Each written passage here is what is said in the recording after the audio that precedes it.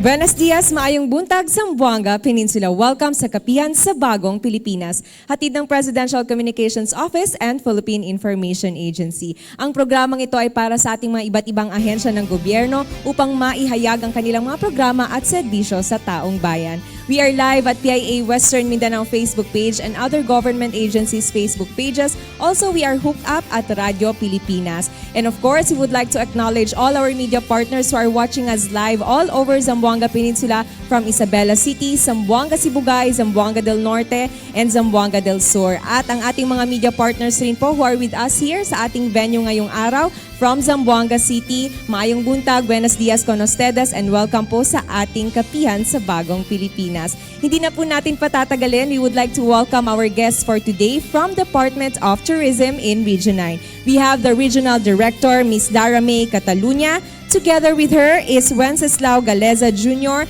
the Chief Tourism Operations Officer, and Ms. Giselle Machutes, the Supervising Tourism Operations Officer. Good morning. Good morning, everyone. Magandang umaga, mabuhay, and welcome to the Kapihan sa Bagong Pilipinas live from Region 9. We're thrilled to have you all join us today, whether you're in person or tuning in online. To our friends from the media, we appreciate your continued support in sharing stories of our region's vibrant tourism industry. To our regional tourism stakeholders, we're honored to have you as partners in promoting the beauty and wonder of Region 9. And to our online viewers, we're glad you're able to join us from wherever you are in the world. We'd like to extend our sincerest gratitude to the Philippine Communications Office through the Philippine Information Agency headed by the Regional Director, Ms. Noemi Idaga, and her team for making this yearly live broadcast possible.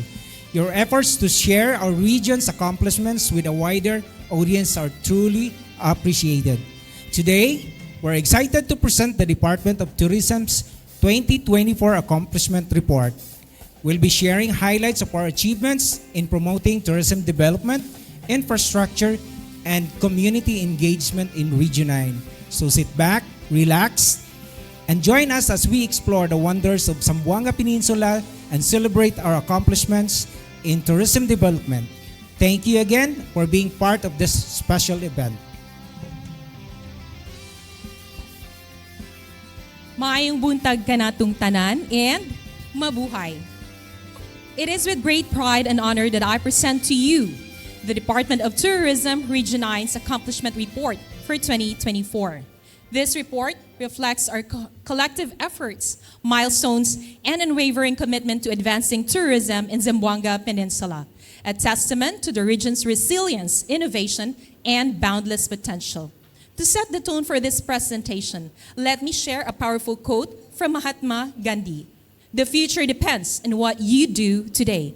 This statement resonates deeply with our mission to build a thriving, sustainable, and inclusive tourism industry that not only showcases the rich heritage and natural beauty of Zampen, but also empowers local communities and protects the environment for generations to come. Our programs, activities, and projects are strategically aligned with the DOT 7-point agenda. This accomplishment report highlights the key initiatives undertaken by the DOT 9, showcasing our commitment to fostering resilient, innovative, and globally competitive tourism industry in Zampen. With the anticipated launch of the Regional Tourism Development Plan 2024 to 2028, the Zamboanga Peninsula is poised to become a globally recognized tourism destination, celebrated for its rich natural landscapes, historical significance, and vibrant cultural heritage. Guided by the principles of safety, sustainability, and immersive experiences, the region envisions a thriving tourism sector that not only captivates visitors, but also uplifts local communities, preserves traditions, and fosters environmental stewardship. Our mission is to elevate the quality of life in Zamboanga Peninsula by driving inclusive socio-economic growth through strategic collaboration and proactive engagement with stakeholders.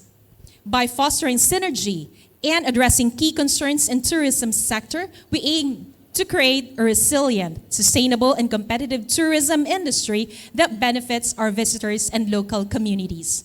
This section highlights the significant milestones and accomplishments of DOT-9. These key statistics reflect the positive trajectory of the region's tourism industry and our collective efforts toward a thriving and sustainable future. Zampen has experienced remarkable growth in tourism, reflecting the region's increased appeal as a must-visit destination. In 2023, a total of 1,292 and 317 domestic and foreign tourists visited the region. In 2024, these numbers surged to 1,953 and 419, marking an impressive 51.6 increase from the previous year.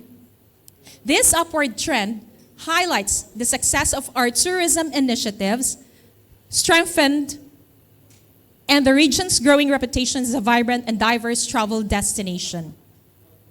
We take pride in our efficient and strategic management of resources, ensuring that every peso spent contributes to the growth and sustainability of tourism in Zampen. Budget utilization for 2023 is 97%, while in 2024, 98% by year end. This high utilization rate demonstrates our commitment to effective, timely, and responsible fiscal management, ensuring that funds are maximized for impactful tourism programs and community development initiatives. Strategic tourism planning and policy formulation are the core of our efforts to ensure sustainable, inclusive, and well-managed tourism growth in Zampen. DOT-9 continues to provide comprehensive support and capacity-building programs to various LGUs, tourism enterprises, and community-based organizations, ensuring the growth and competitiveness of region's tourism industry. In 2023, we assisted 460 entities, including LGUs, tourism-related businesses, and organizations. In 2024, this number significantly increased to 675, showcasing our expanded reach and commitment to enhancing local tourism development and governance. Through collaboration, training, and technical assistance, we empower stakeholders to elevate tourism standards, improve service quality, and implement sustainable practices that drive economic and social progress. As part of our commitment to strengthening the local tourism governance, we have actively provided technical assistance to LGUs in crafting and refining their tourism development plans. These plans serve as strategic roadmaps for sustainable tourism growth, ensuring alignment with the regional and national priorities. By equipping LGUs with the necessary tools, strategies, and framework, we are paving the way for well-managed, resilient, and competitive tourism destinations across Zampen. Zampen continues to captivate travelers based on visitor arrival report submissions. The region's top-performing destinations in 2024 reflect a growing interest in both established and emerging attractions. Zamboanga del Norte stands as a beacon of history, culture, and natural beauty, drawing visitors to its iconic landmarks and vibrant attractions. In 2024, the province's top destinations highlight its rich heritage and leisure experiences, making it a key tourism hub in Zampen. These destinations continue to elevate Zamboanga del Norte's reputation as a historical and leisure haven, offering a blend of cultural immersion and modern attractions for tourists. Zamboanga del Sur is a province of diverse landscape and cultural gems, offering visitors a mix of urban charm, natural wonders, and recreational escapes. In 2024, the province's top attractions reflect its growing appeal as a dynamic and eco-friendly tourism hotspot. These destinations showcase Zamboanga del Sur's commitment to ecotourism, leisure, and cultural preservation, ensuring a well-rounded experience for travelers seeking both adventure and relaxation. Zamboanga Sibugay is an emerging tourism destination known for its unspoiled natural beauty, serene coastal escapes, and cultural heritage. In 2024, its top attractions continue to captivate visitors, offering a blend to ecotourism and relaxation. Zamboanga Sibugay's top landscape is rapidly expanding, showcasing its potential as a must-visit destination for travelers seeking tranquility and adventure in Zampen. Zamboanga City, the Asia's Latin city, remains a top-tier tourism destination in the region, boasting a rich cultural heritage, breathtaking island getaways, and vibrant marine biodiversity. In 2024, its top attractions continue to enchant both local and international travelers. Zamboanga City continues to stand as the crown jewel of Zampen, offering an unparalleled mix of cultural charm, ecotourism, and marine biodiversity for every traveler. Isabela de Basilan continues to emerge as a vibrant and culturally rich destination, offering visitors a blend of scenic landscapes, historical landmarks, and ecotourism experiences. In 2024, its top destinations highlight the city's natural beauty and recreational offerings. With its growing tourism infrastructure and diverse attractions, Isabela de Basilan is steadily establishing itself as a must-visit destination in Zampen.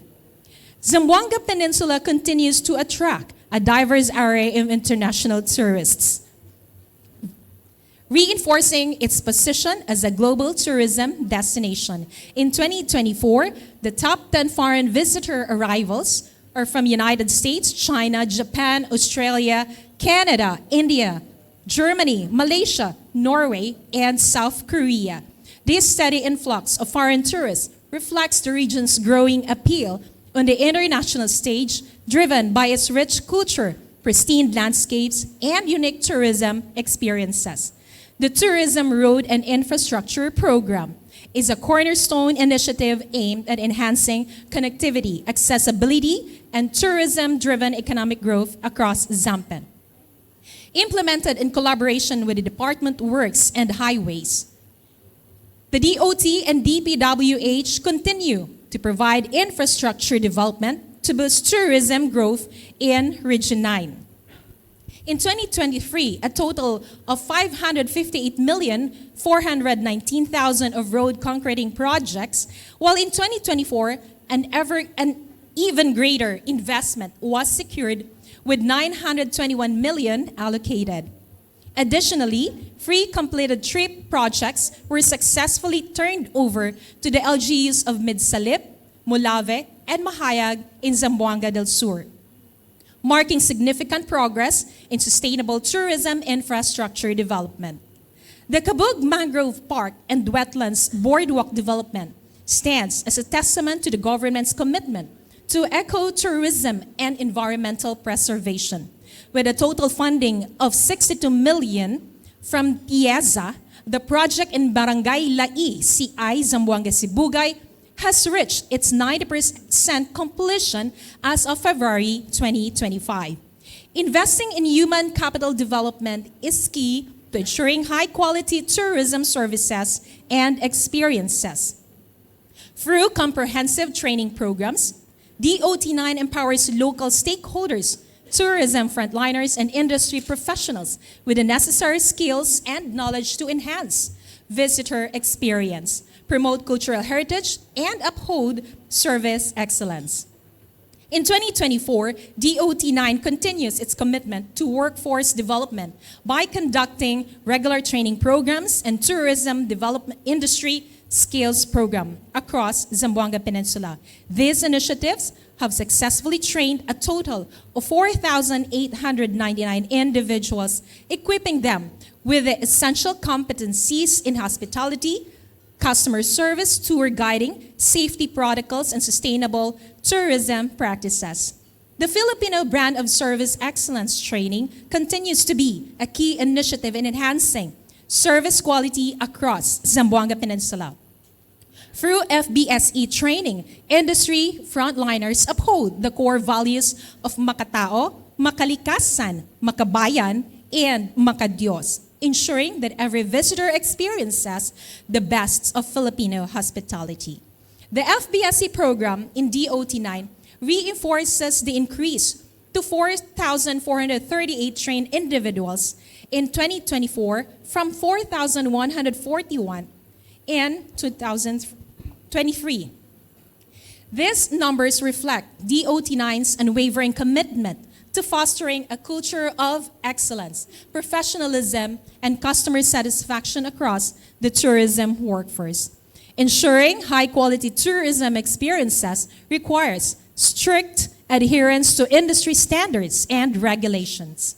The Department of Tourism has been proactive in developing, implementing, and enforcing tourism standards to guarantee safety, quality service, and sustainability in the region. In 2023, Zampan recorded 307 accredited tourism-oriented establishments, while in 2024, the number stood at 254. The decrease in accredited establishment in 2024 is primarily due to the two-year accreditation validity from FY 2023. Many establishments accredited in 2023 are set for renewal in 2025, explaining the temporary decline in new accreditations. As of February 2025, just 2 months, a total of 278 new tourism-oriented establishments have been accredited, further strengthening the quality and credibility of the region's tourism industry.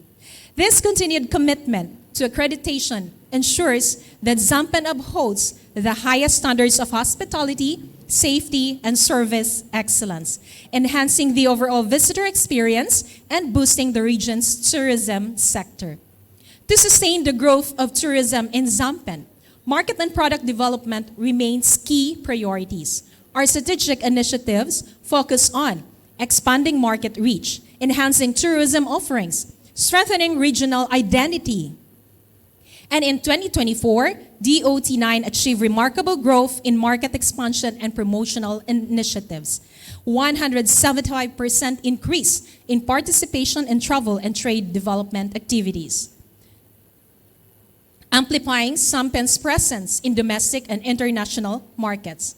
66% increase in market development and activities, reinforcing our commitment to fostering a new tourism opportunities and strengthening stakeholder engagement. These achievements underscore DOT9's relentless drive to enhance tourism competitiveness, promote investment opportunities, and showcase the best of the region on a larger scale. DOT9 continues to secure increased funding to drive tourism growth and development in Zamboanga Peninsula. In 2023, a total approved budget of 12.410 million, while in 2024, a total approved budget is 15,046,000 pesos with 21% increase. This increase underscores the government's commitment to enhancing tourism product development and marketing initiatives, ensuring sustainable and inclusive growth for the region. DOT9 product development and market engagement efforts continue to strengthen the region's tourism industry. These achievements highlight DOT9's proactive approach to expanding tourism offerings, enhancing visitor engagement, and positioning Zampan as a top destination. DOT9 actively participates in key expos, travel fairs, and industry seminars. By consistently taking part in these events, Zampan solidifies its presence in the tourism market, attracting visitors, investments, and industry support. In February 2024, Zamboanga City was proudly featured as a destination area for the Philippine Experience Program, a flagship initiative of the Department of Tourism, and this program showcases the rich cultural heritage, natural wonders, and immersive tourism experiences that define the Zamboanga Peninsula. For this initiative, visitors and stakeholders were given a deeper appreciation of the city's vibrant traditions, historical landmarks, and unique flavors, reinforcing Zamboanga's position as a premier tourism destination.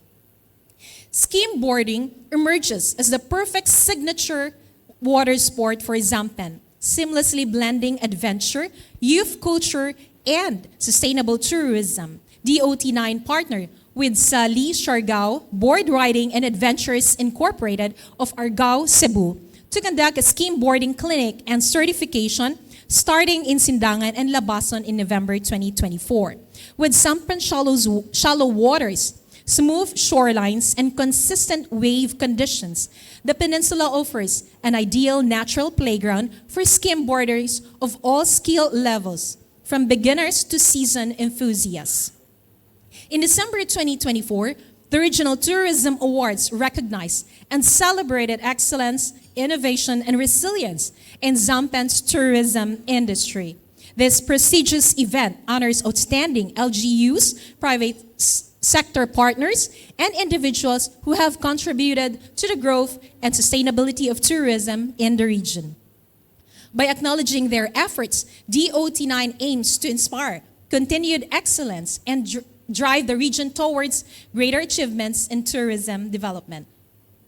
In May 2024, the second leg of Zampen motorcycle tourism and eco-circuit development took place in the 3rd District of Zamboanga del Norte, covering the municipalities of Liloy, Tampilisan, Calawit, Gotalak, and Labason, featuring a total of 17 attractions across these municipalities with 250 participating rider vloggers. This initiative combines with the thrill of motorcycle tourism with the exploration of scenic routes, cultural sites, and eco-adventure destinations, further positioning Zampen as a premier hub for adventure and experiential tourism. In May 2024, in Banigan Beach in Liloy, served as the backdrop for two major milestones: the DOT 51st anniversary celebration and the official launching of the LGU Youth Tourism Ambassadors Code Z-Cider, acronym for Zampen Sustainable Innovators for Development, Environment, and Recreation. The launch of Z-Cider underscores youth engagement in tourism, empowering the next generation of tourism advocates to champion sustainable, community-driven tourism initiatives. In April 2024, Isabela de Basilan hosted the Goyak Open Water Swim Circuit Leg 5. This established Zampen as a premier destination for marine sports and adventure tourism. This event not only showcased the pristine waters and breathtaking coastal landscapes of Isabela City, but also promoted ecotourism, marine conservation, and sports tourism development in the region. In December 2024, Barangay Bolong, Zamboanga City, became the first recipient of the Tourism Wellness Program for senior citizens in partnership with the DOH, City Health Office, and OSCA. This program provided a relaxing and enriching experience for senior citizens, fostering a sense of well-being while promoting intergenerational tourism participation. This initiative reflects DOT9's commitment to making tourism accessible and enjoyable for all sectors, ensuring that every individual, regardless of age, can experience the benefits of tourism services. Recognizing the invaluable contribution of the overseas Filipino workers, DOT9, in partnership with OWA, launched the Culinaria Program for OFWs from Zamboanga Sibugay and Zamboanga del Sur. This initiative provided OFWs with culinary training and entrepreneurship support, empowering them to establish their own food businesses, strengthening the local culinary tourism industry in the process. Each distressed OFW participant received 20,000 pesos startup capital, fostering economic reintegration and sustainable livelihood opportunities in the tourism sector. In March 2024, DOT9 successfully conducted the hybrid rollout of the updated progressive accreditation system at Palacio del Sur, Zamboanga City. This milestone event introduced enhanced accreditation standards for tourism enterprises, ensuring quality, sustainability, and competitiveness in the industry. The hybrid format allowed for wider participation, engaging both in-person and individual attendees from various sectors. As part of our commitment to ensuring a safe and secure tourism environment, the Tourism-Oriented Police for Community Order and Protection, or TOPCOP program, was successfully implemented in Zamboanga Sibugay and Zamboanga del Sur. For this initiative, law enforcement officers receive specialized training in tourism safety, crisis management, and visitor assistance, equipping them to better protect tourists and uphold peace and order in key destinations, reinforcing Zampen's position as a safe, welcoming, and tourist-friendly region. To further enhance community-based tourism safety, DOT9 launched the Barangay Tanod sa Turismo program in Zamboanga City and Zamboanga del Norte in April 2024, fostering a culture of safety, inclusivity, and shared responsibility. This initiative trained barangay tanods and barangay officials in tourism security, emergency responses, and visitor assistance, empowering them as the frontline protectors of tourists.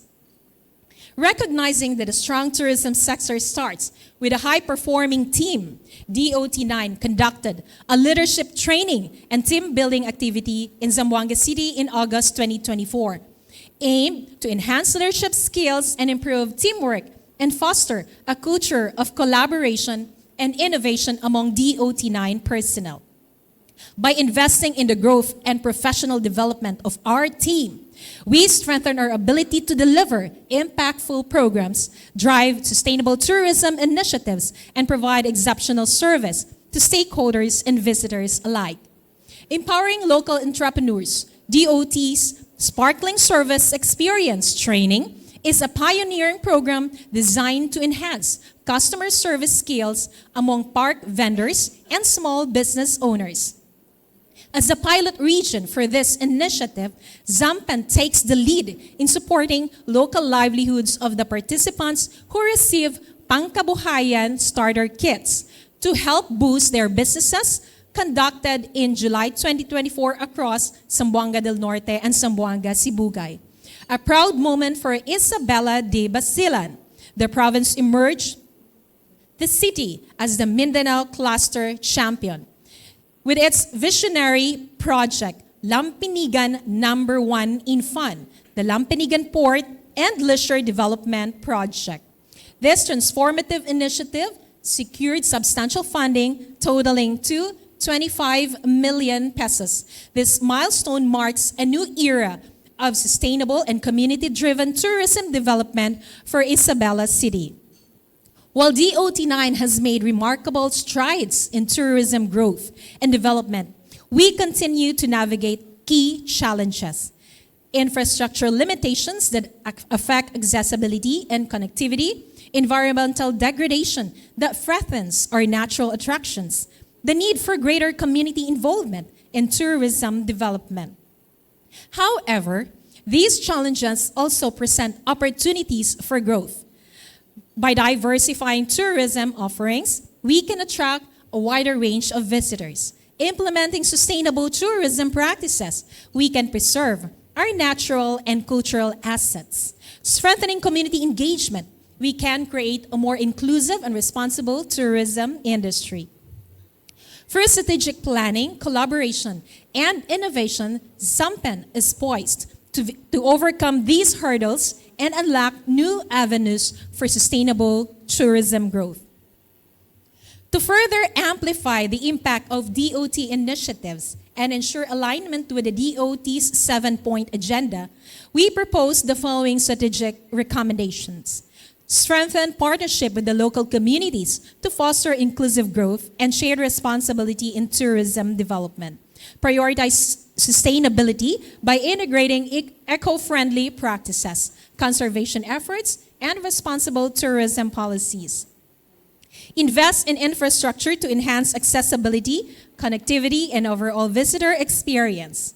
Enhance collaboration with government agencies, stakeholders, and the private sector to drive synergy in tourism programs and projects.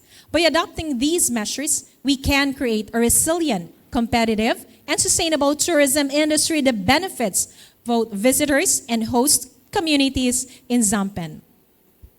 As we conclude, DOT9 reaffirms its unwavering commitment to building a sustainable and inclusive tourism industry in Zamboanga Peninsula.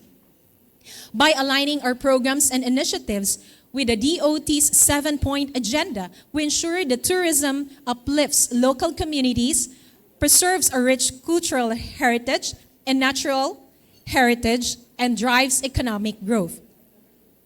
Moving forward, we call upon our partner LGUs, stakeholders, and line agencies to continue collaborating, innovating, and championing responsible tourism for a brighter and more prosperous future for the region. To conclude, let me leave you with a powerful quote from John F. Kennedy. Change is the law of life, and those who look only to the past or present are certain to miss the future.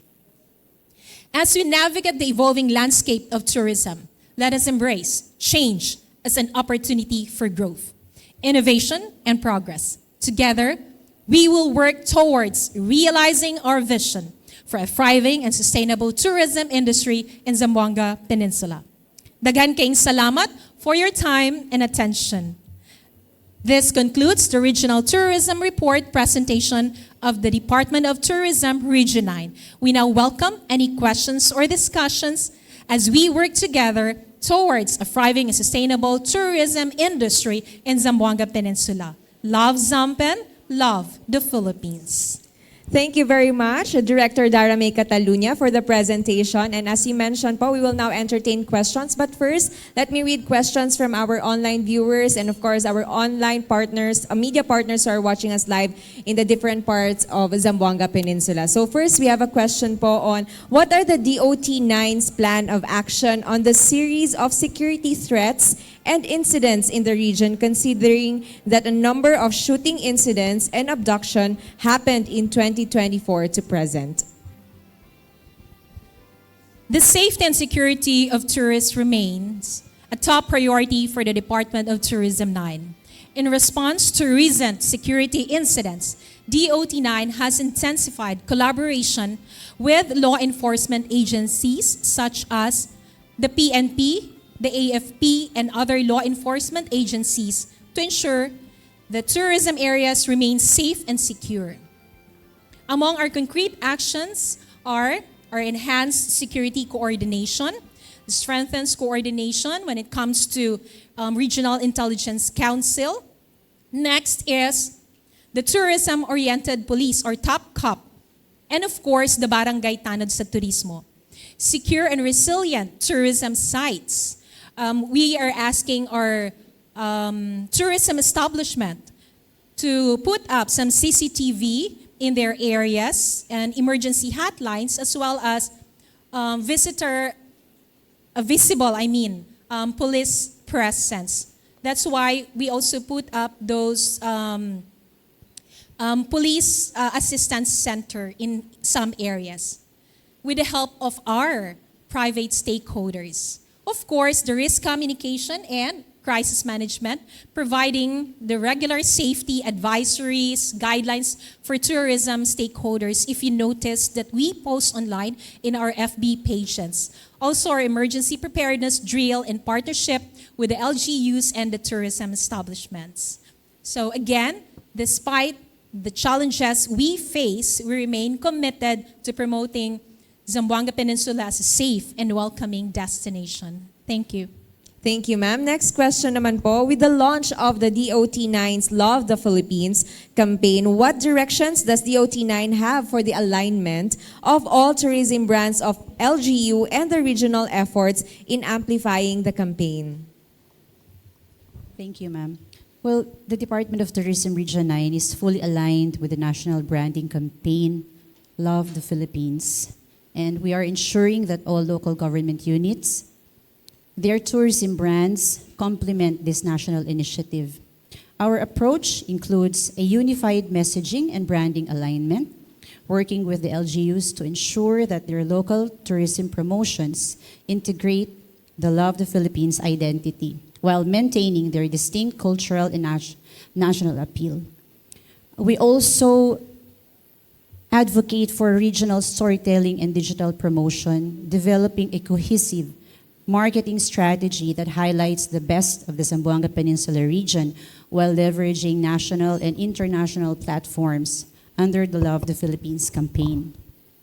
Also, we are carrying on with our capacity building for the local government units and stakeholders, annually, yearly, conducting workshops to help our local tourism officers and private sector partners align their tourism materials with our national brand.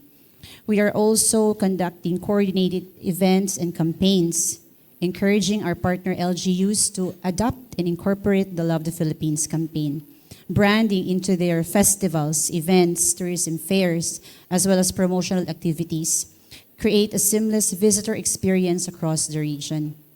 Through these initiatives, DOT Region 9 aims to enhance the visibility of the region while strengthening its connection to the national tourism framework.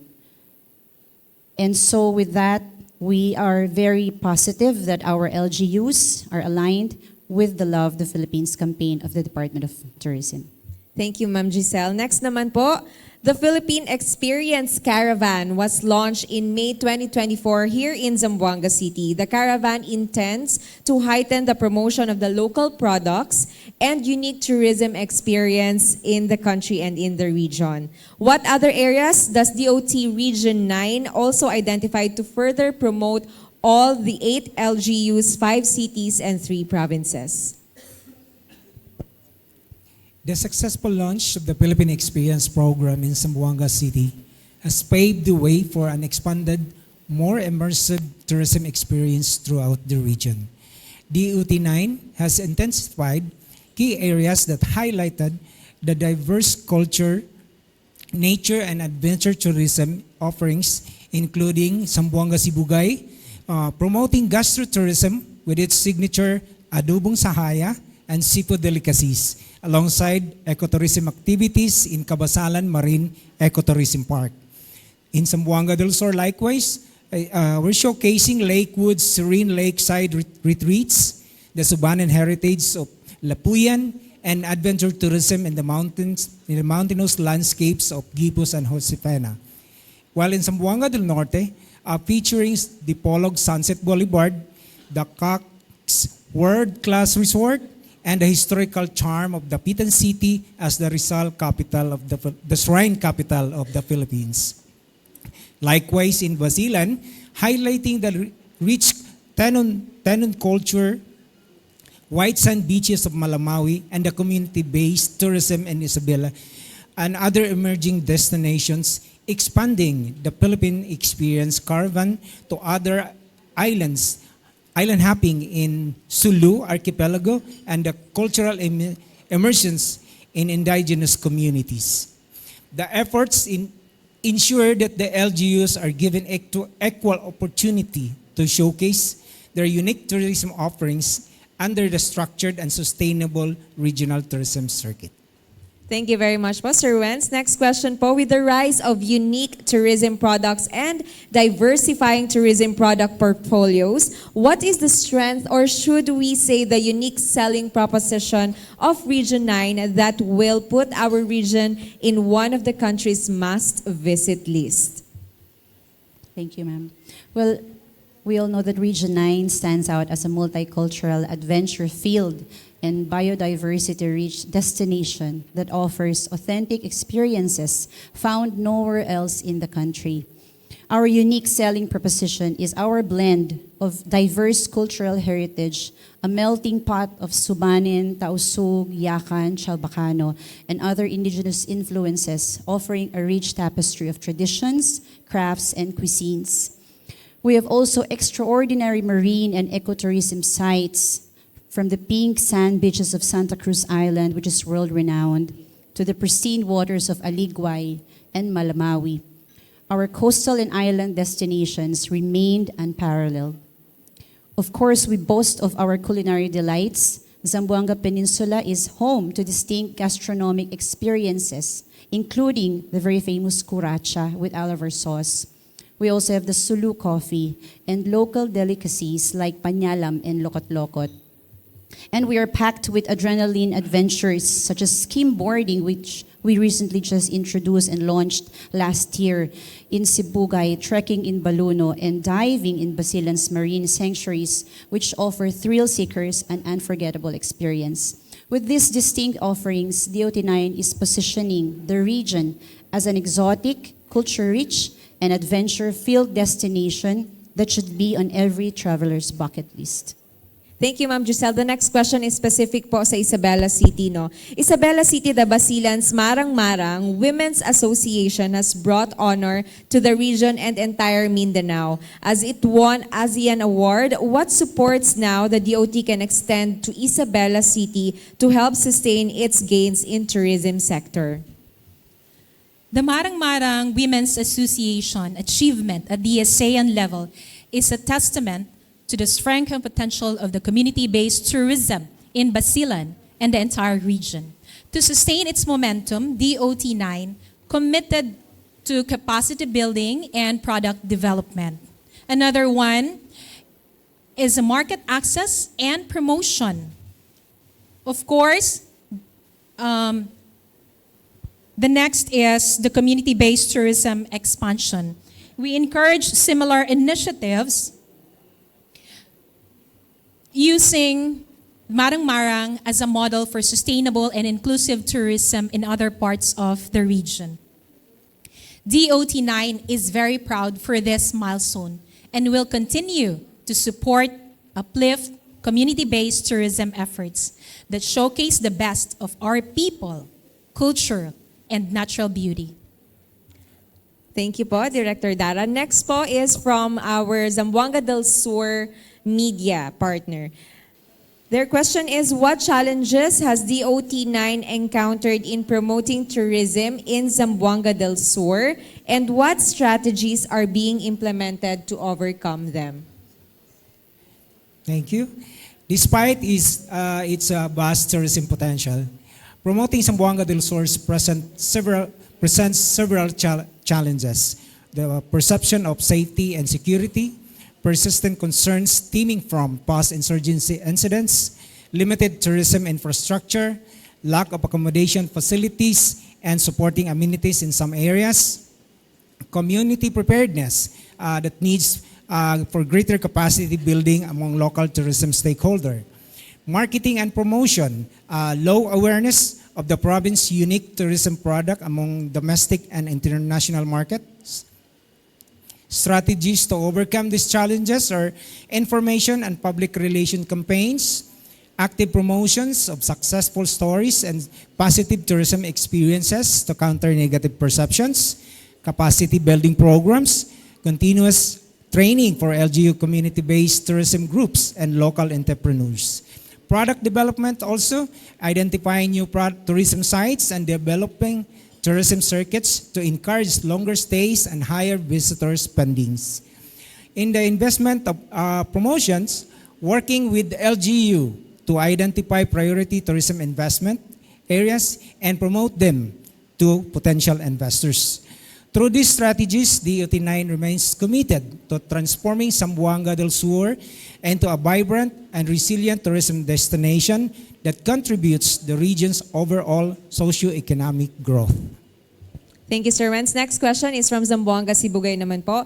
Did DOT introduce any new tourism campaigns or programs for Zamboanga Sibugay during the recent 24th founding anniversary of the province? Well, I'm very pleased to inform everybody that yes, we introduced programs and we actively participated, as a matter of fact, in the 24th founding anniversary of the Zamboanga Sibugay province. No less than our regional director, Ardidara Catulunya, was there, together with the market and product development team of DOT Region 9. They launched and supported key tourism initiatives that highlight the province's growing tourism sector. Our Undersecretary for TRCRG and the current Chief of Staff, Undersecretary Shalimar Hofer Tamano was also there to witness and who graced there as a special guest of the event, specifically the Sibuk Festival. We supported the Sibugay Adventure Circuit. This is a part of our commitment to diversifying tourism products. We also introduced an integrated tourism circuit that features ecotourism, gastrotourism, and adventure-based experiences in Sibugay, which include river cruises, mangrove eco-tours, and farm tourism experiences. We are also working on the culinary and agritourism promotion for the province by supporting the local food tourism and showcasing Sibugay's unique delicacies such as the adobong sahaya and kabnyas-based dishes, strengthening the province's identity as a rising food destination. And of course, we have the community-based tourism development, where we initiated capacity-building programs for our local tourism stakeholders there, including, among others, homestay operators, tour guides, and cultural performers, ensuring a sustainable and inclusive tourism model. We also are expanding the participation of the Philippine Experience Caravan with the participation of Zamboanga Sibugay in our next legs, building on the successful launch of the Philippine Experience program last year in Zamboanga City, specifically in February last year. We are now incorporating the province as a key stop, featuring its rich biodiversity and indigenous cultural heritage. These initiatives reaffirm our commitment to positioning the Zamboanga Sibugay province as an ecotourism and adventure tourism hub in Region 9. Thank you po. Next naman, from Zamboanga del Norte. In 2023, Zamboanga del Norte recorded the highest or most number of tourist attractions and even recorded the highest of day visits, day tourists in the region. What programs, projects, and activities does DOT Region 9 lined up to sustain the gains in terms of arrivals in the province of Zamboanga del Norte?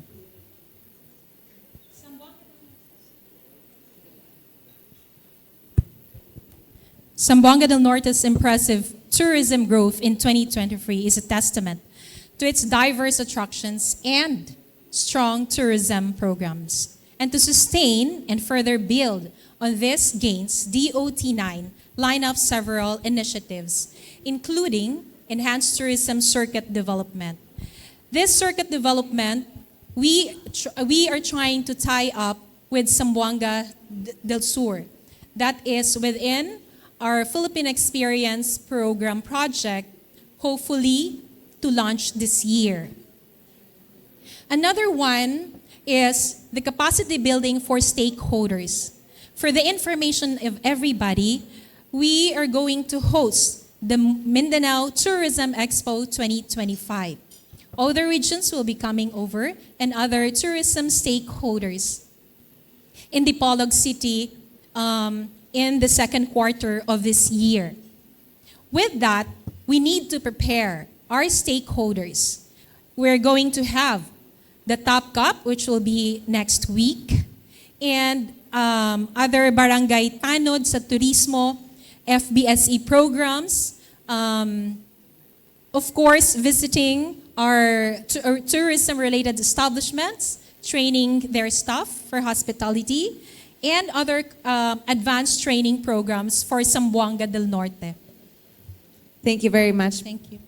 Next po, Mindanao, particularly Region 9, is still classified or tagged as red or black in most countries from Europe, America, and even Asia for all its travel advisory.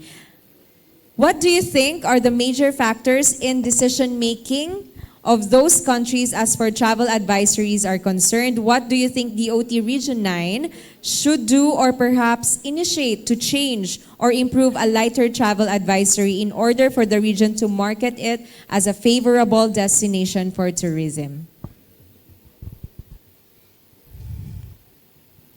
Travel advisories are influenced by several factors, including the perceived security risk, such as past insurgency-related incidents, lack of updated positive narratives about the region in global media, of course, the limited engagement with the foreign embassies and international tourism bodies. To address these concerns, DOT9 proactively working on strategies to shift the narrative and improve the region's reputation as a safe environment tourism destinations. First is we strengthen coordination with our security forces. Second is the positive tourism storytelling. Of course, we have to launch international PR campaigns showcasing successful tourism events. The next is we engage as much as possible with our embassies and foreign travel agencies hosting familiarization tours or FAM tours, such as what we did with the Philippine Experience Program in Zamboanga City and soon in Zamboanga del Sur and Zamboanga del Norte. And of course, participation in the international travel expos like what we did last January in Madrid, Spain. And we advocate for lighter travel advisories, working with the DOT Central Office and the DFA to initiate dialogues with the foreign embassies and international travel advisory boards.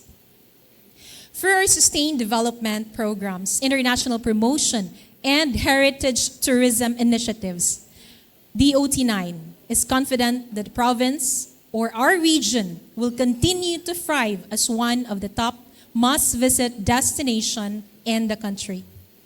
Thank you. Thank you po. Last two questions na lamang from our online viewers. Next question is from Sir Jung Francisco of Mindanao News and Information. With climate change, how is DOT adopting tourism strategies to protect natural attractions?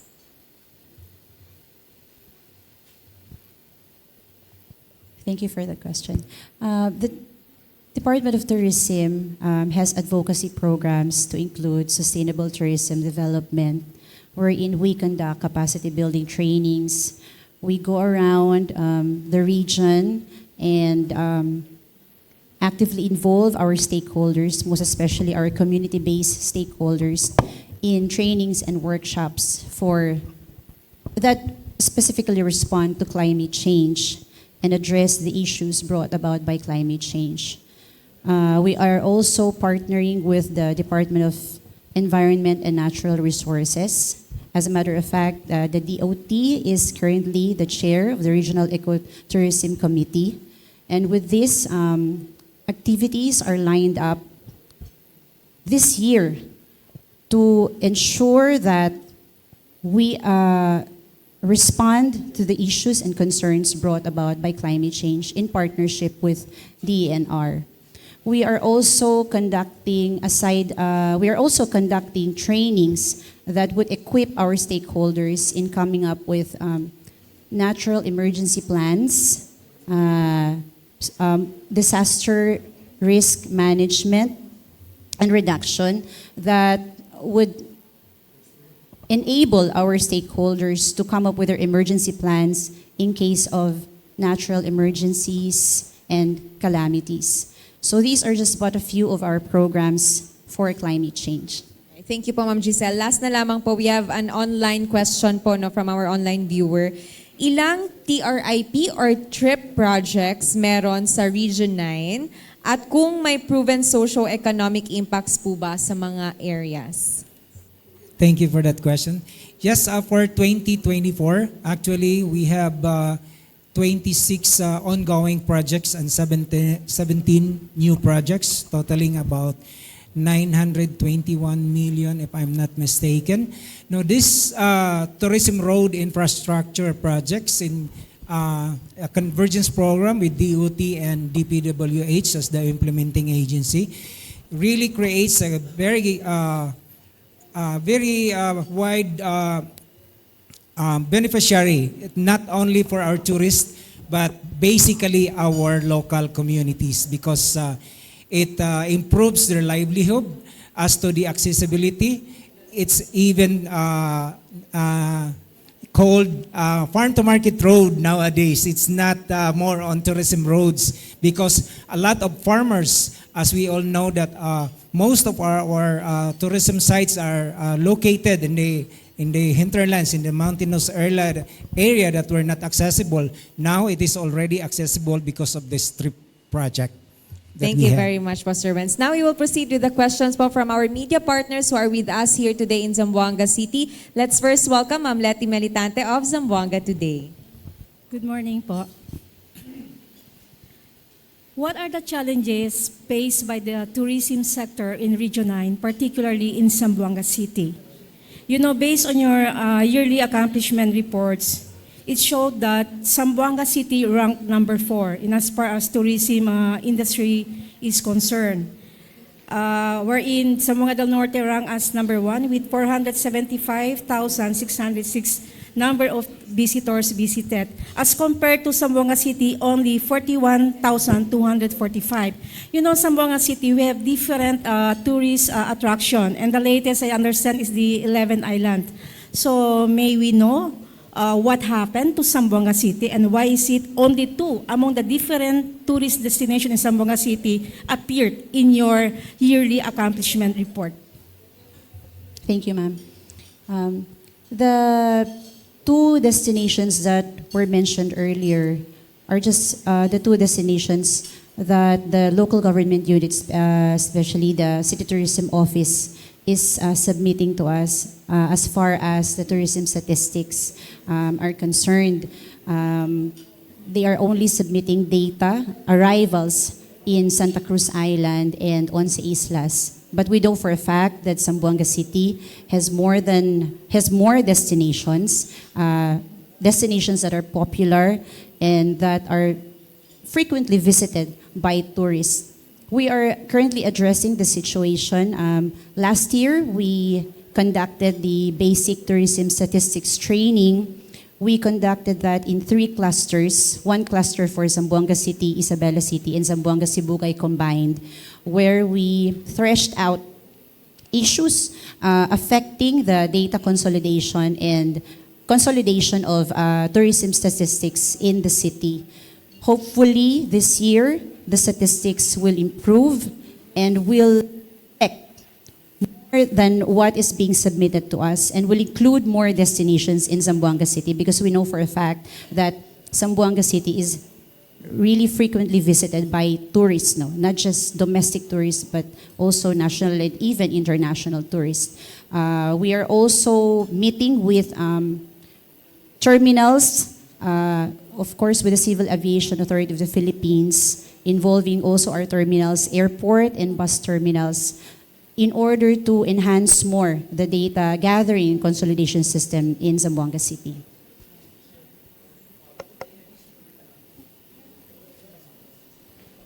Check.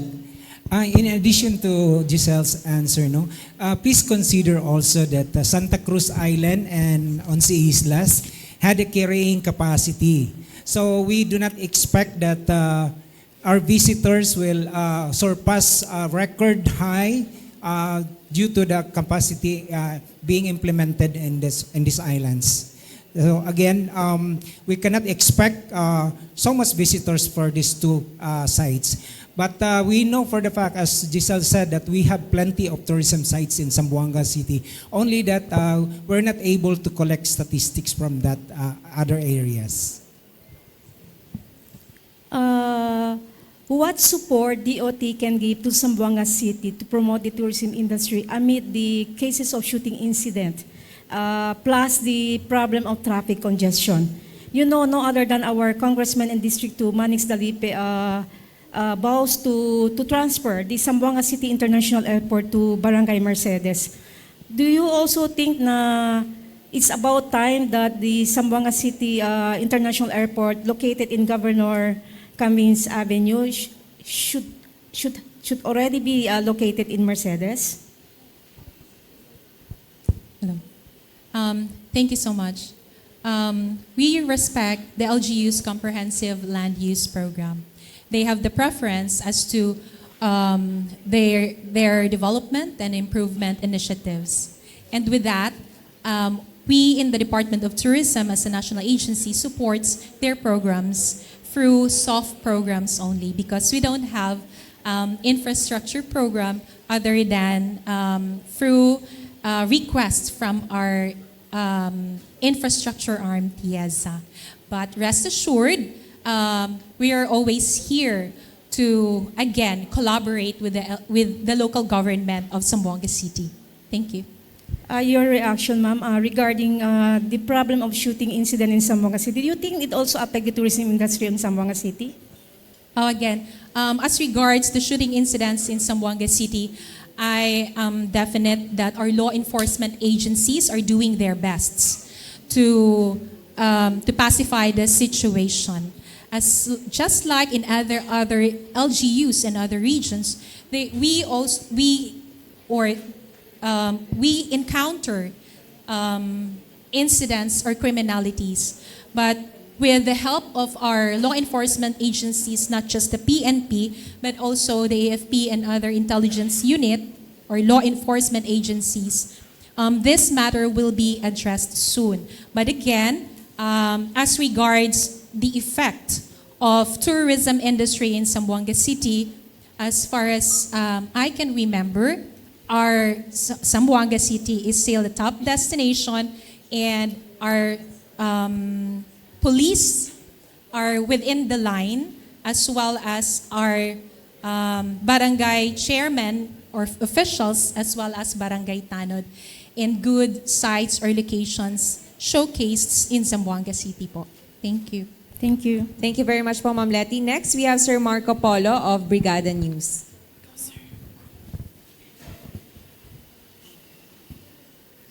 Good morning, ma'am, sir, and of course, good morning, kunadyato mga listeners online. Sige. Okay, my question goes out para nandiyan atong local region. So, what will be the actions for the Department of Tourism for the forthcoming election? It might be have any changes just in case nagkaroon po ng bagong administration sa mga LGU sa Region 9 at paano pa natin ma-maintain ang tourism industry sa panibagong administration kung magkakaroon man po para sa Region 9.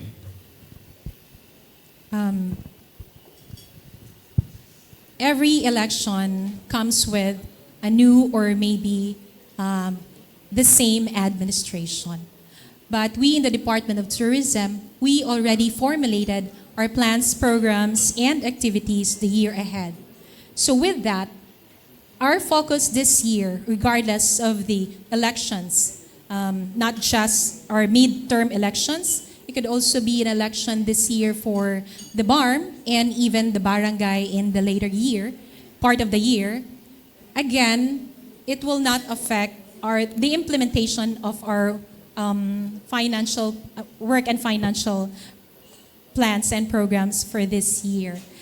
Why? Because we focused mainly on the grassroots level, even to the barangay levels. And we are very thankful for our LGUs that they continue to coordinate, participate, and cooperate with us. Thank you. And besides from the regional, dito tayo sa ating national, ma'am. So lately, no, si Ma'am Tourism Secretary Ma'am Cristina Frasco at may report po siya yung pong budget, no. At the same time, tell us something about this National Tourism Development Plan for 2023-2028 and makafocus po sa ating region, Region 9. What's in for the 2023-2028 National Program for the Tourism, Region 9? Thank you, sir. As mentioned a while ago by our RD, we have the 7-point agenda enshrined in the National Tourism Development Plan, which is anchored on inclusivity, connectivity, and equality. And so with this, we have seen how hardworking our secretary is since day one, introducing unprecedented programs for the Department of Tourism to include the tourist rest areas, where tourist rest areas are being established in key destinations of the country. And we're very fortunate that one will be established here soon in Zamboanga City with the commitment of our dear Secretary. That's in to cater to the tourists of Zamboanga City. Preparations are underway. We are just awaiting for the submission of documentary requirements for the accomplishment of this project. The DOT also launched the travel app to ensure that our travelers will have seamless travel. Aside from that, more convergence programs were established with partner line agencies such as the Philippine National Police, PESDA for training programs for our community stakeholders, DILG, which is specifically the Barangay Tanod sa Turismo for one as a start, where we are training and educating our barangay tanods and barangay officials on the importance of tourism and the security of our travelers in their destinations. Aside from that, we have seen the awards that the country has achieved since our secretary took office. These unprecedented awards as well that were conveyed to the Philippines, specifically to our destinations. So these are among the strategies that are identified and listed in the National Tourism Development Plan. And with this, our region is near the approval of the Regional Tourism Development Plan. We already submitted the 4th draft. I think the last draft will be submitted for consultation and for discussion before we will eventually launch that, hopefully in the 2nd or 3rd quarter of this year. Our Regional Tourism Development Plan is anchored on a National Tourism Development Plan that lists all the programs and the projects that we have for the region, to include not the popular destinations but emerging destinations in the region. Okay, thank you, ma'am. And last on my part, sir, hindi ba naapektuhan ang pondo ng tourism sa nangyayari sa ibang mga department sa national during yung funds allocation para sa tourism, lalo na po sa Region 9? Ito ba nadagdagan pa or nabawasan? At bakit po? Yes, ma'am. Yes. This year, we are very thankful that we are given a 20% increase in our budget. And this budget will be used for impactful programs and plans for the DOT9 for Zamboanga Peninsula. Okay, that will be all. Thank you so much. Maraming salamat. Thank you very much po, Sir Marco. Next, we have Ma'am Tess Espartero of GBPI TV11. Yes po, good morning. Yung question ko ba, concern ako sa Tourism Wellness Program for Senior Citizens. Zin Zamboanga City po, yung kinandak niyo po, 2024, what are the wellness program or services you offered for the senior citizens? Thank you, ma'am. Actually, this is the first project that we introduced in the region, pilot city po ang Zamboanga City, and this will be na replicated in the other LGUs of the region in the coming years, of course with the budget availability. But this is one landmark project that we are proud to announce in collaboration with the Department of Health, the City Health Office, and OSCA. It's a one-day event where we invited the senior citizens living along the coastal areas in Barangay Bolong. We have activities, may mga wellness activities po doon. Also, we provided them with health kits. Meron po tayong medical mission. We invited doctors from the City Health Office. So there were physical examinations. Meron din pong vaccines. Those who wanted to avail of the vaccines na naging available po that day by the City Health Office. These were provided to our senior citizens. We also provided mobility aids, mobility tools for selected senior citizens. So we provided wheelchairs, may mga walking aids po doon. Also, we gave them kits. There was also dental services available during that day. So hopefully we can continue with this project this year. But this year, I think we will be doing that in the province of Zamboanga, Sibugay. And that's good. Since we are rolling out the programs of the department in all the provinces in the region. And magtuloy-tuloy na po ito. So we are very grateful for the collaboration and assistance of the Department of Health, the City Health Office, and OSCA for this landmark project that we introduced last year. Yes, Ma'am, kasi you mentioned, you just mentioned that you will expand, no, continue the program. Yung question ko po, last na po, follow-up lang. Paano po ma-avail? How could the senior citizens avail this program? What we did po kasi is we coordinated with the barangay and OSCA and the barangay health center po doon. So we asked them to provide us with the list since they know better no, kung sino-sino po talaga yung dapat na i-involve namin doon. So the list was provided by the barangay and validated by OSCA and the OSCA po, the local government unit through OSCA and the barangay health center. So we had to make sure that our assistance will really reach the proper, yung pong deserving po talaga na recipients for the Tourism Wellness Program. Okay. Thank you po. Thank you po. Thank you, Ma'am Tess. Next question naman po ay manggagaling from Sir Alan Bernales of IFM. Good morning po sa inyo. Ma'am, tatanong ko lang po sana kung bakit karamihan sa mga programs dito hindi kasali yung Zamboanga City? Yes. Apo. Hello po. Base po dito, ha? Yes po. Nakalagay po sa atin sa 7-point agenda is equalization of opportunity. Ngayon po, nagpapasalamat po kami sa local government of Zamboanga City kasi po rigid po ang implementation nila sa kapag-uplift ng kanilang tourism industry. But again, the Department of Tourism 9 covers the entire region. So with the equalization of opportunity, we also have to look after the emerging and lesser-known destination. Nakalagay po yon sa 7-point agenda. Para naman po, yung ibang lugar ng Zamboanga Peninsula ay aangat din. Ang ginagawa po namin, nililista po namin kung anong program na nakandak na ng Zamboanga, so the next recipient will be in other provinces. Iikutin po natin yan bago bumalik.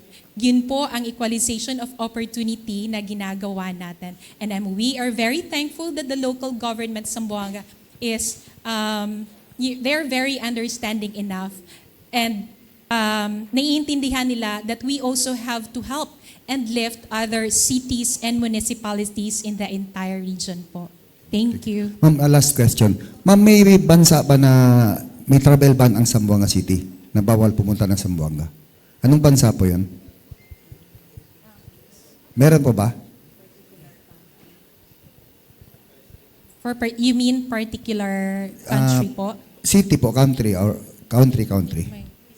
Na binawalan yung mga citizens nila na pumunta ng Zamboanga. If I may, RD. Yes, I think there are countries, especially from Europe, no? Because per my personal experience, when I was in Karamuan, I met this French woman who is staying there for already about a month in that kubo of that resort. And then when I tried to invite her to visit Zamboanga Peninsula, she ran to the kubo and showed me the tablet, a map of Mindanao. And it's covered with, it's colored yellow. And there's some portion in Mindanao area that's red in color. Ibig sabihin doon that they're not allowed to come to certain places in Mindanao. And maybe other countries also had travel advisories. Specifically in Zamboanga.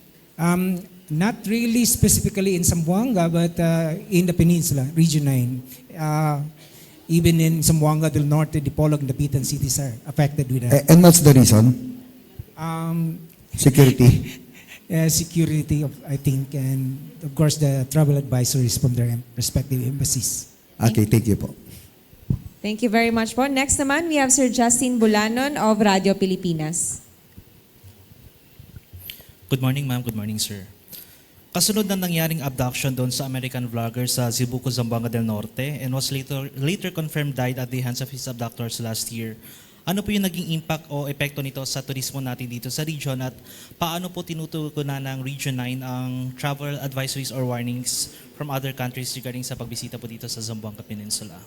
Thank you. Sorry, I didn't hear it right, but you're asking about the Eastman abduction? Yes. Is that it? Okay. Since the abduction of Eastman last year, we intensified our coordination with the PNP and most especially with the AFP. And through that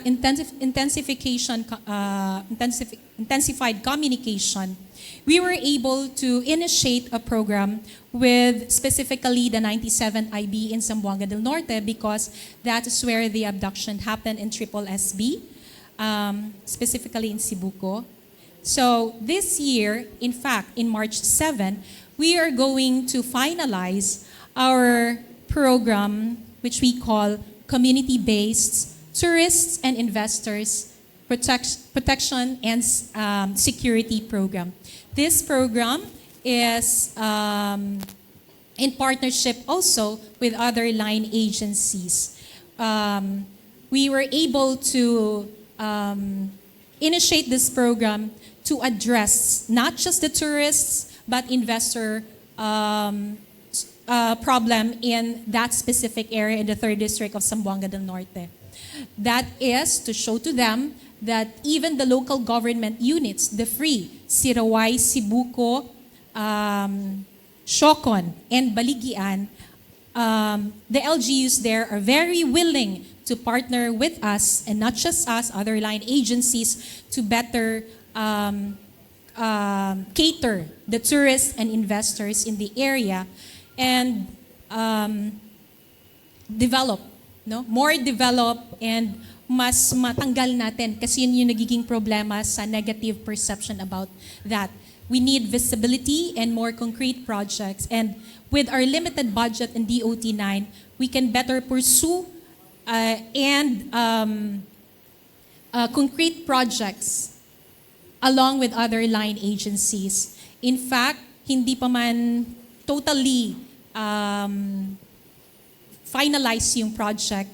The good Congressman Ayan Amatong already donated 2 Jungkong boats to be used in the area. And after the finalization of this MOA, along with other line agencies and the LGUs, another set of Jungkong boats will be donated to patrol in the area. Kasi alam naman natin, napaka-wide yung coast doon. Other than that, the LGUs are very helpful enough that through this program, it will be institutionalized through an ordinance sa LGU, thereby their sustainability kasi masasali na siya. It will be incorporated in their POPs plan, so may annual budget siya. And with that, meron tayong mga tao na magbabantay in the area and mag-construct din ng post kung saan doon mag-stay yung mga bantay natin, the police, the CAFGU, and members from the LGU. Tinatarget po natin yung mga coastal areas kasi yun po yung nagiging entry and exit point. So with that, kahit po minimal measure yung or nagagawa na contribute ng DOT, I believe that with or along with other line agencies, very impactful po yung project. Thank you. Pero how about yung sa effects po, ma'am? Meron po bang naitala, effects after the incident, meron po bang naitala ang DOT like a decrease in visitors visiting the said province or something like that? Specifically in Triple SB, wala naman po. In fact, doon po sa Siocon, ang ZPRA just last February po. And umattend po ang mga different LCEs, governor, municipal mayors, and city mayors sa area na to. So nakikita po natin with the confidence of our other local chief executive from different LGUs in Zamboanga Peninsula, of course, in participation with our law enforcement agency, nakikita naman po natin na tapos ang ZIPRA na successful and safe po. Thank you. Thank you, ma'am. Thank you po, Sir Justin. Next po, we have Ma'am Melanie Guanzon of RMN. Good morning po. With the rise of digital platforms, how has Region 9 adopted its marketing strategies to reach a wider audience, particularly targeting the younger demographic po? Hi, ma'am. Actually, we have this program. We have the influencers. We commissioned influencers last year where we tapped the influencers with the most number of followers in the region to work closely with DOT in posting and giving to the public the latest updates about the programs and plans of the Department of Tourism, as well as promoting the sites and destinations that we have. So these key influencers were commissioned and from January to December, where they tie up and align their FB and social media accounts with the official social media accounts of our office. So kung ano po yung napopost namin, pinopost po nila. Aside from that, our market and product development team is also very aggressive in the social media postings po. Through our various social media accounts, we have Instagram, Facebook accounts. We're round the clock po yung pag-post sila to update our followers and the public on the current trends and programs of DOT Region 9. In addition po, last year po, nilaunch natin ang Z-Sider. Sila po ang Tourism Youth Ambassador per LGU. And isa po sa magiging trabaho nila ay mag-vlog. Kaya Z-Sider ay parang insider ng LGU. They are the best people or the right people to market their own LGU's attractions and sites po. And these Z-Sider, as what I have said, are not just the ordinary youth leaders, but they are Zampen sustainable innovators for development, environment, and recreation. And we have a lot, may line of activities po tayo this year for them. In fact, we have a tie-up program with the SK of Barangay Bolong in Zamboanga City po. So with that, we hope to model that program to other SK barangay units po within Zamboanga Peninsula, specifically for scheme boarding, para magiging livelihood na din po nila. And other than that, we encourage them for agri and ecotourism po. Oo, kasi dito sa amin yung mga vlogger na sa payroll ng city government. Kaya, and isa pa po, present nyo kanina yung barangay tanot sa turismo. O pwede nyo bang i-elaborate at ano-ano yung mga barangay na involved dito?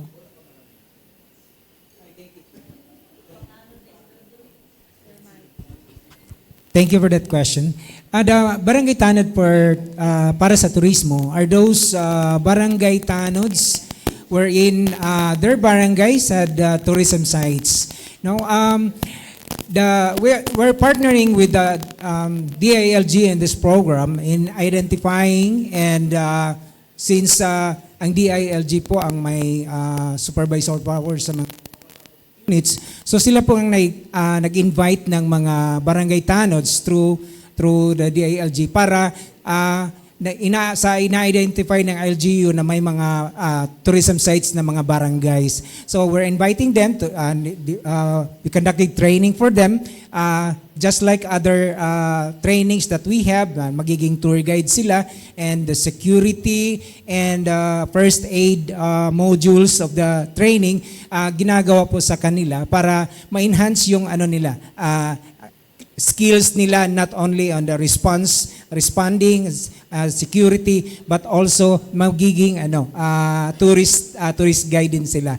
Kasi nakikita po namin tulad ng police, nakikita sa mga tao na pulis yan sila, hindi sila makakatulong sa mga turista. But now that we have this top cup, we're doing the same with the barangay tanods. Now we train them as being an ambassador for our tourism sites. No, hindi lang sila concerned sa mga security sa ating barangay, but they're like tour guides ng ating mga barangays also.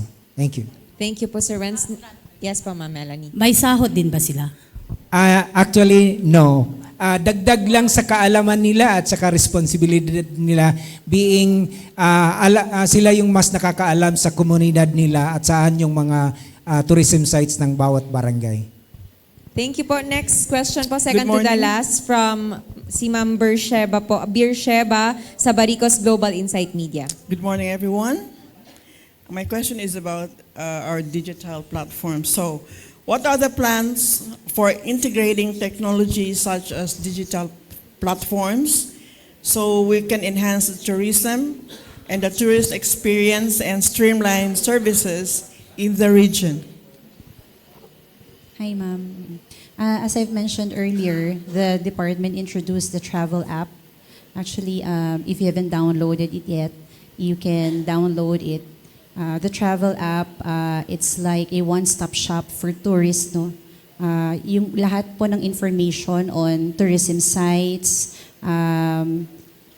attractions, even services, no? Nandun po. So kung gusto po nilang pumunta sa isang specific region, for example, Region 9, so all the info that they need, especially yung mga hotels, restaurants, contact numbers, significant contact numbers are there. So ito po isa sa mga programa po na inilunsad ng departamento under the leadership of Secretary Frasco to ensure a seamless travel for our travelers. Aside from this po, we've also mentioned earlier on the conduct of capacity building programs where we involve our business owners, tourism business owners, in online marketing skills, no, in the conduct of online marketing trainings and workshops. We have Canva, to name a few. So may mga trainings po tayo. We provide resource speakers and give them, the latest trend on promotions, online promotions that would help their businesses thrive, in the digital platform. So these are just but a few of the programs that we have for to respond to the online thing that we have at the moment. Thank you. Is that app on the gov.ph? Is it there, that app for the Yes po, tourists? DOT, but meron din po talagang travel app that we can download. It's called travel app. I don't know if we can flash Travel that later. We can flash that later po, no? Okay. So you can be familiar with the logo para po easier. So, and then we also have the call center for our tourists. This was also launched last year. So yung call center naman po, parang 911 po ng mga turista. So any concern, any issue or problem that the tourist is experiencing can just easily call our call center for tourism. This was also launched po during the helm of Secretary Frasco. We will flash po later You yung travel app and also the call have a center. bot for this Autobot pilot, Autobot. When you type something, when you type a question and someone answers, even you don't have a call center agent there, you also have that. Right, for now po, call center lang po talaga muna. They have to call the certain number and then a call center representative will assist them. Thank you so much. Thank you po. Last question po from Sir Algie Ramos of RPN.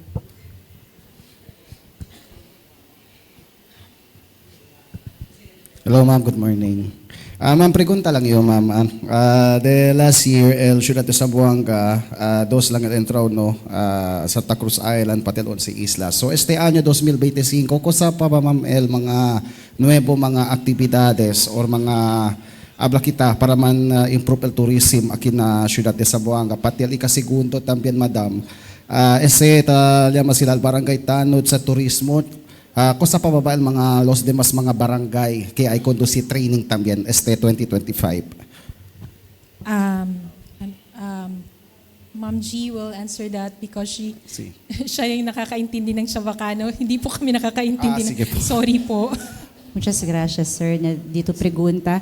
But I will just answer you in English and Tagalog, sir, for the benefit of our viewers who are not just from Zamboanga City, no. We have viewers online that are from across the region and also from different parts of the country as well.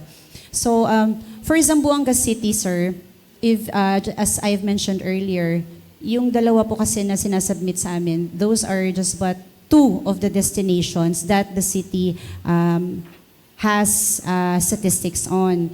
And we're banking on more tourist destinations as we try to address the issue on data consolidation, data gathering and consolidation. But we're very pleased to inform everyone that since we are rolling out the programs across the region, no LGU is being left behind. Last year po, Zamboanga City was the first city to be launched with the Philippine Experience Program in the Peninsula. So I don't know if the rest attended, but it was a very successful launch. No less than our Secretary Frasco was here to attend and grace the event, which launched the PEP tour for Zamboanga City. And it was a 3-day event. Aside from Secretary Frasco, ambassadors of foreign embassies were also here. We have DOT undersecretaries and the key officials and other dignitaries of national government agencies. So, si Zamboanga City po, yung pilot launch po natin for the Philippine Experience Program. And since this event was very successful, we are now doing a second launch this year with the provinces of Zamboanga del Norte and Zamboanga del Sur on board.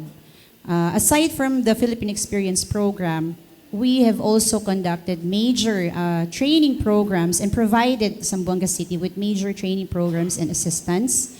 These include coverages po, no? So mga promotional shoots, promotional video coverage, whose materials will be used for national and international promotions. I think last year po, Santa Cruz Island and other key sites of Zamboanga City were visited by our Tourism Promotions Board as well as our branding team from the Department of Tourism to shoot yung itong mga lugar na po ito so that their materials will be used for our online and multimedia materials for promotions nationally and internationally. Ito din po yung ginagamit namin ng mga materials when our team visit and promote the country and the regions in national and international travel and trade expos. So we have training programs as well. Last year we conducted Filipino Brand of Service Excellence trainings. Hindi lang po isa, no, but I think more than 10. And we're very grateful to the local government unit of Zamboanga City for collaborating and for partnering with DOT in the conduct of these trainings. So as we move on in 2025, we will be expecting the same trainings for Zamboanga City and for the rest of the LGUs that have been identified in our work and financial plan for the year 2025. And we just proposed our budget for 2026. So sa budget proposal po namin, of course, kasali po yung Zamboanga City sa ating mga trainings, sa ating mga programs for FY 2026. And we hope that with our congressional representatives lobbying for the budget of DOT Region 9, we could get the appropriate budget that we are requesting para po ma-implement po talaga natin ng mahusay ang ating mga programa for DOT across Region 9. Sige po, ma'am. Thank you po. One last question na lang. This is a nice question po for Zampen. How does the DOT ensure that tourism development benefits indigenous communities? Thank you for that questions. Indeed, it's a very nice questions because for now, DOT has been focused on community-based tourism. Like the launch of the Philippine Experience Program, which features cultures, art, and heritage. Of course, no other people will be highlighted in that pilot program of the Department of Tourism. It's the community, it's the people, and the experience of our guests to the places that we're going to showcase in that program. So we're excited to have a second launch for our Philippine Experience Program so that we can showcase more of our communities in Zamboanga del Sur and Zamboanga del Norte. Thank you very much po. With that po, maraming salamat muli sa lahat po ng ating mga media partners who sent in their questions online and sa ating mga media partners po together with us here today in Zamboanga City. Maraming salamat po. And we would like to hear our closing message po from our guests this morning from Department of Tourism. May we request po, Ma'am Giselle? In 2024, the Department of Tourism Region 9 has made significant strides in promoting sustainable tourism, enhancing visitor experiences, and supporting local communities. Through collaborative efforts with our stakeholders, innovative programs, and steadfast commitment to excellence, we have strengthened the region's position as a premier travel destination. As we move forward, DOT9 remains dedicated to fostering inclusive growth, preserving cultural and natural heritage, and adapting to emerging trends in the tourism industry. With continued dedication and partnership, we look forward to even greater achievements in the ensuring that Region 9, the Zamboanga Peninsula region, thrives as a vibrant and sustainable tourism hub. Together, let us continue to build a stronger and more resilient tourism industry for the future and remain steadfast in our devotion to Zamboanga Peninsula, love the Philippines. Mabuhay. Thank you very much po. Any more? Okay po. Thank you very much po once again sa ating mga guests po from Department of Tourism in Region 9. Once again, we have Ma'am Giselle Machutes, the Supervising Tourism Operations Officer, Sir Wenceslao Galeza Jr., the Chief Tourism Operations Officer, and of course, the Regional Director, Ms. Dara May Catalunya. With that, maraming salamat po. And once again, paalala po na sa atin, no, gaya po ng campaign ng Department of Tourism, Love Zampen, Love Mindanao, and Love the Philippines. At makita-kita pa po tayo sa ating mga susunod pang episodes po ng Kapihan sa Bagong Pilipinas. Sa ngalan pong muli ng PCO-OIC Secretary J. Ruiz, PIA Director General Catherine Chloe De Castro, and PIA Regional Director Ms. Noemi Edaga. Ito si Myra Espinosa. Muchísimas gracias.